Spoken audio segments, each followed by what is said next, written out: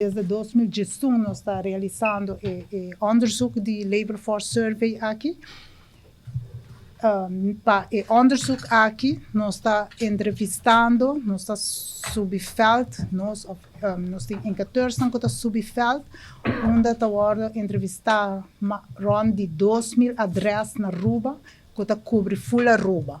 Então, 2.000 adresas aqui estão sacadas de bestand que tem cobre tour adressa na Aruba, isso aqui está junto com CBS, que está especializado em parte que não toma exemplo aqui para nós e adressa não que cai dentro exemplo que está agora escolher randomly está agora entrevistado para indicadores na Ribafeld.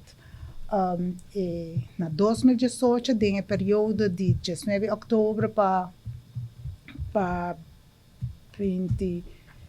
5 de novembro, nós vamos realizar interview aqui e nós estamos tendo uma telling suite que vai uma semana mais, de 16 de novembro para 23 de novembro.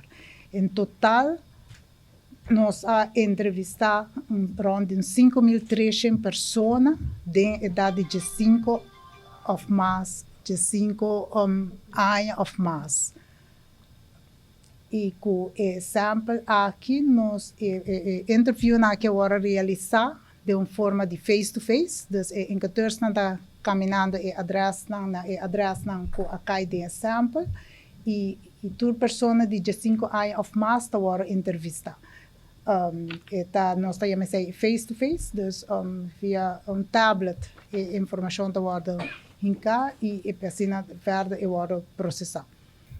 Nós trazemos alguns sheets just para explicar se temos ter mais detalhado riba e metodologia e depois o resultado.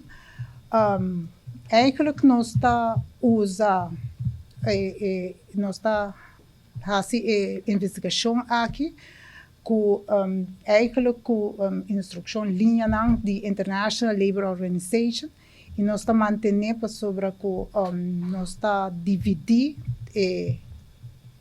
pessoas que nós entrevistar em 3 grupos.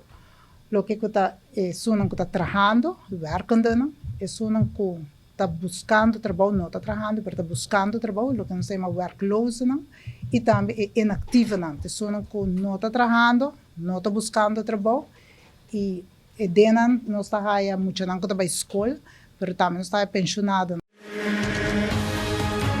Essa aqui está é Arubiano, o website